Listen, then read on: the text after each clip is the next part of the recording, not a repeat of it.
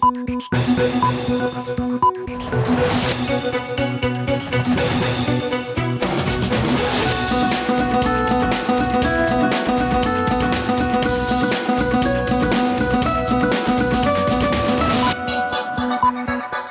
মাছরাঙা সংবাদে, আপনাদের সঙ্গে আছে আমি নাবিলা ফেরদৌস।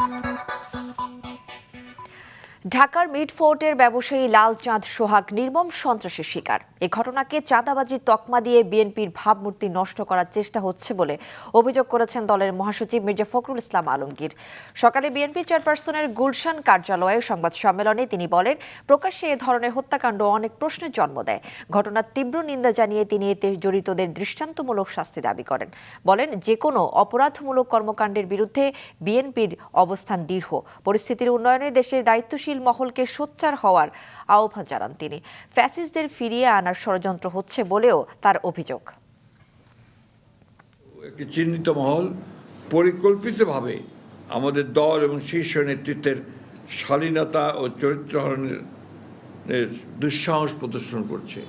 এই হত্যাকাণ্ডের ঘটনা কোনো রাজনৈতিক স্বার্থসিদ্ধির জন্য ব্যবহার হচ্ছে কিনা এবং এর মাধ্যমে আসন্ন জাতীয় নির্বাচনের পরিবেশকে বিঘ্নিত করার জন্য বিশেষ কোনো মহলের প্ররোচনায় এই ধরনের ঘটনাকে অজুহাত হিসেবে ব্যবহার করা হচ্ছে কিনা এ নিয়ে সন্দেহ করবার যথেষ্ট অবকাশ রয়েছে।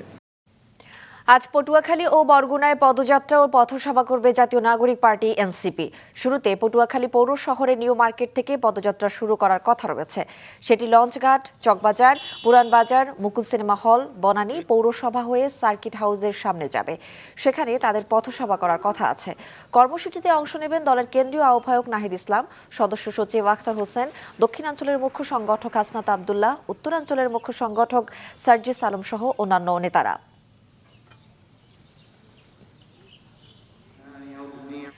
দর্শক, পটুয়াখালীতে জুলাই পদযাত্রা কর্মসূচির সবশেষ পরিস্থিতি সম্পর্কে কিছুক্ষণ আগে জানিয়েছেন আমাদের সহকর্মী চিন্ময় কর্মকার।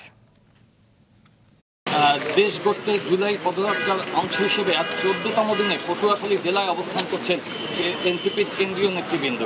তারা বর্তমানে পটুয়াখালী সার্কিট হাউসে অবস্থান করছেন। আজ বেলা 11টায় এই পদযাত্রা কর্মসূচি করার ঘোষণা থাকলেও আসলে বৈরী আবহাওয়ার প্রভাবে কিন্তু তারা এখনও কর্মসূচি শুরু করতে পারেননি। তবে জেলা থেকে আমাদেরকে জানানো হয়েছে যে কেন্দ্রীয় নেতৃবৃন্দ আজকে 11টার পরে যে কোনো সময় আসলে আবহাওয়া শান্ত হলে নিউ মার্কেট থেকে পদযাত্রা শুরু করবেন। ইতিমধ্যে কিন্তু জেলার নেতৃবৃন্দ এই সার্কিট হাউস চত্বরে এসে ভিড় করেছেন। তারা কিন্তু কিছুক্ষণের মধ্যেই আমাদেরকে জানাচ্ছেন যে এই পদযাত্রাটি শুরু হবে। জাতীয় ঐকমত্য কমিশনের সাথে রাজনৈতিক দলগুলো দ্বিতীয় দফার 13তম দিনের আলোচনা শুরু হয়েছে রাজধানীর ফরেন সার্ভিস একাডেমিতে। আজকের আলোচনা সূচিতে আছে সংসদে নারী আসন ও দ্বিকক্ষ বিশিষ্ট আইনসভা নিয়ে। সভার শুরুতে ঐকমত্য কমিশনের সহসভাপতি অধ্যাপক আলী রিয়াজ সকল দলকে ধন্যবাদ জানিয়ে বলেন, জাতির প্রতি দায় দায়িত্ব থেকে এই আলোচনায় সবাই অংশ নিচ্ছেন, যা প্রশংসনীয়। আজকে 14 জুলাই, গত বছর এই দিনে নারীরা ফ্যাসিবাদের বিরুদ্ধে রুখে দাঁড়ানোয় স্বৈরাচার বিরোধী আন্দোলন বেগবান হয়েছিল। সব ক্ষেত্রে নারীদের প্রতিনিধিত্ব নিশ্চিত করা দরকার। অপসারণ করতে হয়েছে এবং তারই বিনিময়ে আজকে তাদের এই প্রচেষ্টার কারণে আমরা আজকে এখানে আসতে পেরেছি। এটা আমাদের মনে রাখা দরকার, এটা আমাদের দায়িত্ববোধ হিসেবে বিবেচনা করা দরকার। রাজনীতিতে, রাষ্ট্র গঠনে, আইন প্রণয়নে প্রাতিষ্ঠানিকভাবে নারীকে মর্যাদার সঙ্গে অংশগ্রহণের পথ আমরা তৈরি করতে পারবো। সে জায়গায় আমরা এক জায়গায় আসতে পারবো, ঐক্যমত্য তৈরি করতে পারবো, সেটা আমরা আশা করি। বাংলাদেশ সত্যিকারের একটি গণতান্ত্রিক নির্বাচনের পথে রয়েছে বলে মনে করেন ফ্রান্সের রাষ্ট্রদূত ম্যারি মাজদুপুই। তবে এই পথে বেশ কিছু বাধা আছে বলে মন্তব্য করেছেন তিনি।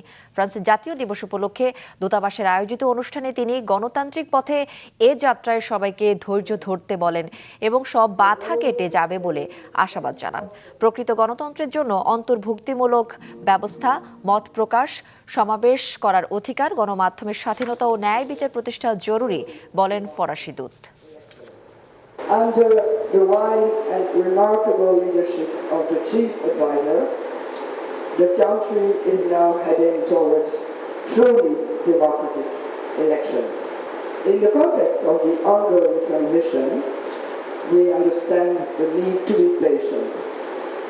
some projects are under review as there was too much corruption, and fighting against it should indeed be an absolute necessity. July আন্দোলনে রাজধানীর চানখারপুলে ৬ জনকে হত্যার মামলায় অভিযোগ গঠনের কথা রয়েছে আজ। বিচারপতি গোলাম মর্তুজা মজুমদারের নেতৃত্বাধীন ট্রাইব্যুনাল ১ এই আদেশ দেবেন। সকালে এ মামলায় গ্রেফতার কনস্টেবল সুজন সহ ৪ জনকে হাজির করা হয় ট্রাইব্যুনালে।